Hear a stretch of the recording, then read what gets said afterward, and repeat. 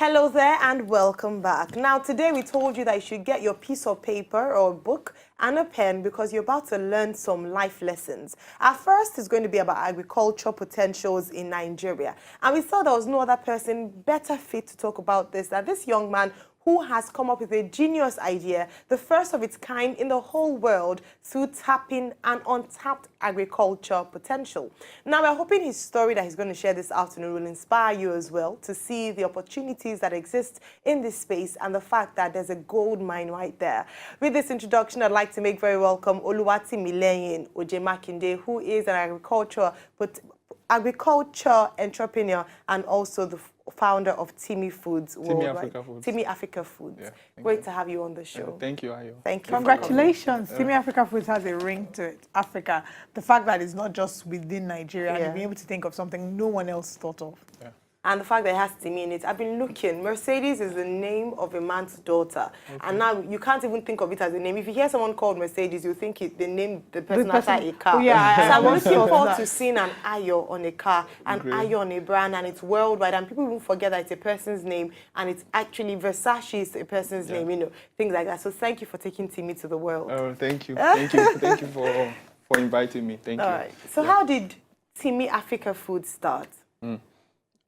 Wow, that's a great story. Timmy Africa Food started 2014.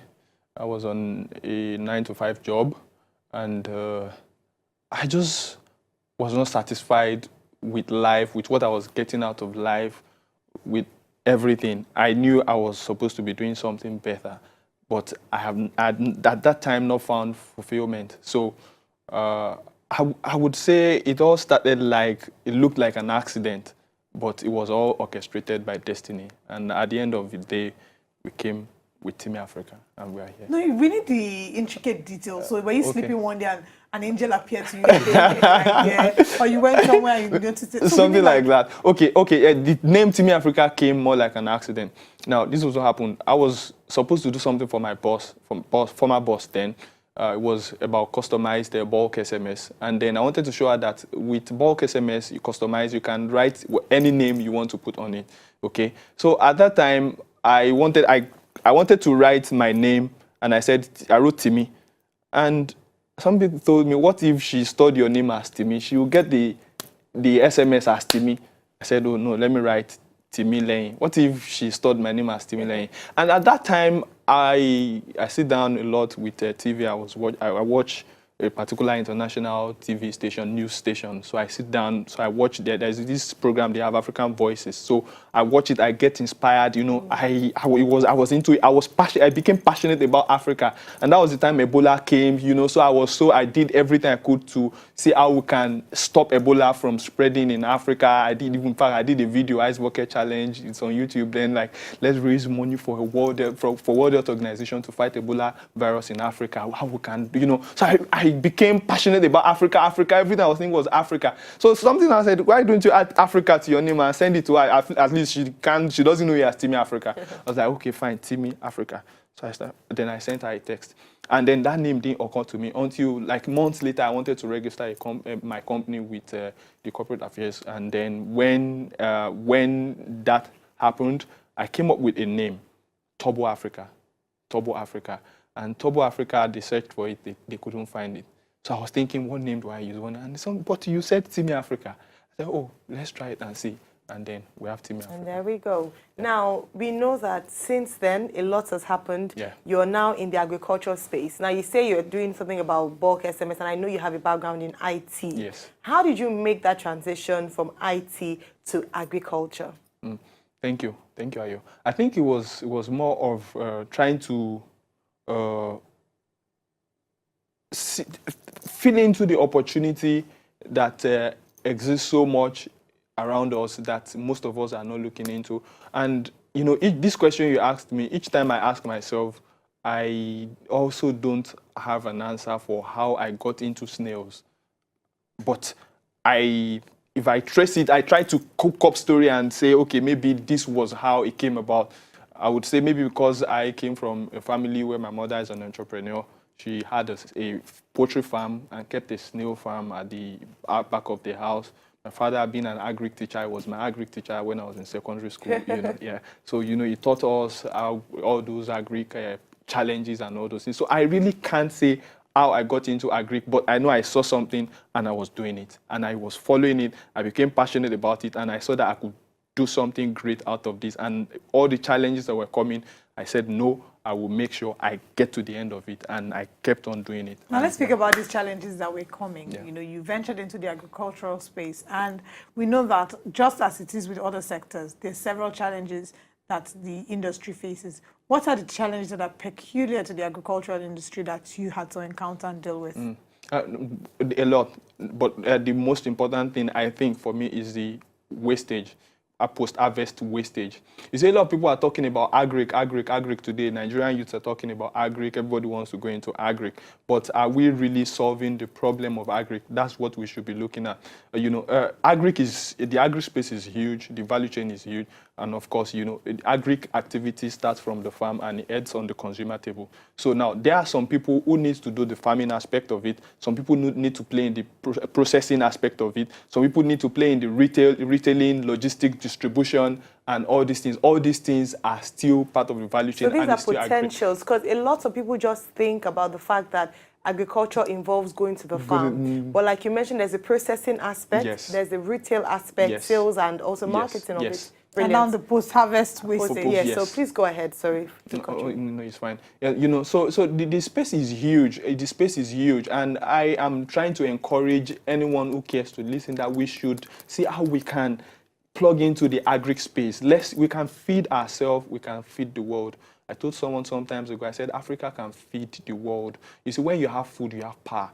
You forget about the chemical weapon. If we use all the chemical weapon and kill ourselves and we are hungry, I mean, people still need to eat. They will still need to eat. So, if we can really, use the opportunity we have, the land mass is great, the weather is good, everything is fine, the challenges are there, but if we can overcome it, I mean, we can be doing fine. We can do fine and do better. All right. Now, this is something you identified, and even though you're not a farmer, you didn't study agriculture, you started something with snails. Yes. Tell us about it, because I'm intrigued, because there are things that people haven't tapped into. There are potentials in agriculture in Nigeria that you who are watching me out there, haven't tapped into, and perhaps this story will make you want to think outside the box and do something differently. Tell us what you did with snails and how it's the first of its kind in the world. In the world, yeah, thank you. Now, Timmy Africa snails is, if I'm allowed to say that, Timmy Africa snails is the first snail to be packaged in stand-up pouches. I know you've seen soup, people package rice, people package all sorts in stand-up pouches. But now this is you having your snail ready to eat. Anywhere is barbecued snail, it's like suya. All you need to do is just tear the wrap, pick your snail, eat it, and take your bottle of drink, you're fine. So this is healthy food, fast on the go. Like you have your snail right there. Not like you have to, if you feel like eating snail, you have to go to the market, you have to start breaking the snail, cleaning it, all those dirty jobs. Nobody wants to do it, but someone has to do it, and that's why Timmy Africa is doing it. All right, so now when you started your business, you felt, I'm sure there must have been times when you felt, business, I don't know if business picked up from the beginning. What was the tipping point for you? The point where you knew, I can't go back again. What was the defining moment, I would say, for you in your business? That was when I got encouraged by this present federal government. I got a loan from Bank of Industries to support my idea. Now it was just by the time I met them, I was selling snail that was cleaned and packaged. Clean snail, I wash it and then package it. I was selling it in the office then. Then some of my friends... You were still working then? Yeah, I was still working in 2014 until I lost my job. Now, by the time I lost my job, I knew there was no going back. I didn't want to work for anyone again. I told myself, my parents, everybody said, no, Timmy, you have to get back to employment, paid employment. I said, no. I said, whatever it is, I will do this thing. I will succeed as an entrepreneur. And I kept doing it. It was very challenging, but we thank God for where we are today. Now, by the time I started the cleaning and parboiled snail, nobody wanted to buy parboiled snail. Like, how will you parboil my snail for me? Like who does that? So I went back. I said, no, nobody wants it. Then I will do something else, and then I'll put it out there, ask friends and family. They will say, no, it's fine, but if it had me out. So I was getting feedback. So it was the feedback I was getting that made me go back and then work on it, and then eventually we came about snail that is ready to eat. Important point you've mentioned. In business, you will fail, but that's not the end. Yes. You will try something new, and people will tell you, and feedback, customer feedback is important. It's very important. You keep on reinventing yourself. Innovation is very important. I'm sure you won't stop doing it. Because people will still eat your snail and think, you should have done it this way, and then you will improve. And I think that's important for business or budding business owners. Some people start out something, you think it's fantastic, and then you present it to others and they're thinking, not so great. And you feel bad about it. And you know You're not ready for business. You know what I also discovered? I think people will not always be 100% sincere with you, especially if it's a new idea. They will try to encourage you because they want to break your spirit. They will tell you, oh, it's fantastic, but they will not tell you what they don't like about it. So how do you now get people to be open and sincere enough to tell you what they don't like about it? Yes, that is what I do. When I meet you and ask you for feedback, I know what I've done is great. So don't tell me it's great. Yes, I know. But I want to know what you are not satisfied with. So I make sure I get you to tell me what you still don't like, what can be better. Like, for example, when we started the roasted snails, now, it was very hard because we were struggling with preservation. We don't want to use chemical preservative because, I mean, if you are saying you are selling healthy food and then you're adding preservative, I mean, what's the point? You're killing people. So I didn't want to add preservative, but I was struggling with how can I preserve snails, and then it's not chemically preserved. So I had to do more of moisture content analysis. So the snail shouldn't be too dry. It shouldn't be too soft. It shouldn't have so much water, because if water is there and you seal it, it will spoil. So by the time I was selling, I was getting feedback. They said it's too hard because it was too dry. They said it's too hard. So how do we do this? So we kept on, all those, and then eventually we got it right. We're going to eat and give you good feedback. Okay, yes, please. The feedback we'll give is you important. Honest feedback. Yeah, and I will appreciate so it because that's why we are here. Feedback. Yeah. Congratulations on what you've done so far. So what is the future for you? Are you going to venture into other agricultural industries or areas? Yes. Or are you going to veer away from agriculture and go into something else? What is the big picture? It's big. It's big. Really, the future is big, and I'm excited about it. Obviously. you see, it's about, when I was telling, it's about, we doing something to make Africa proud, to make Nigeria proud. It's not about me. It's not about us that we've put ourselves together. It's about making our country proud. It's about making Africa proud. And how do we intend to do it? We intend to make sure that all the things that are untapped in Africa, we can make it good for Africans and then the world. Okay? So if that is what is driving you, for example, snail. Everybody believes snail is expensive, and that is what makes me to wake up every morning. That's what keeps me up all night, because I want to break that jinx that snail should not only be for some particular class of people.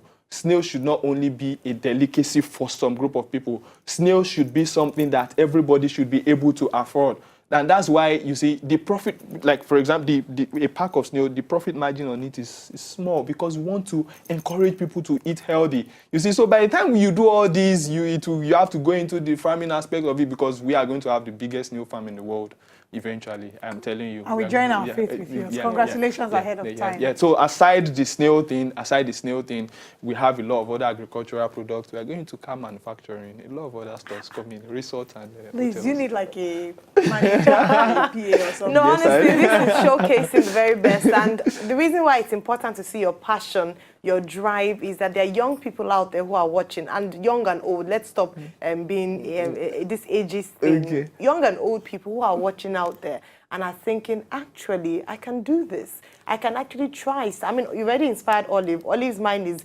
working like a little factory right there, and thinking of what to do. And you can invest in the agri space, even while you are working in your, you can do it. Yes, exactly. Thank you so much, Timmy. Of course, when we speak to a man who is passionate like you, we don't want to end. You don't want to stop, but unfortunately, we have to. But all the best. Again, thank you very much for coming, and we hope, ladies and gentlemen, that you have been able to pick something out from that interview. There are many potentials when it comes to the agricultural space in Nigeria. All you have to do is to tap into it. To enjoy more of these our ogbonge videos when you just watch, press this button to subscribe on top of our YouTube page. You go love am.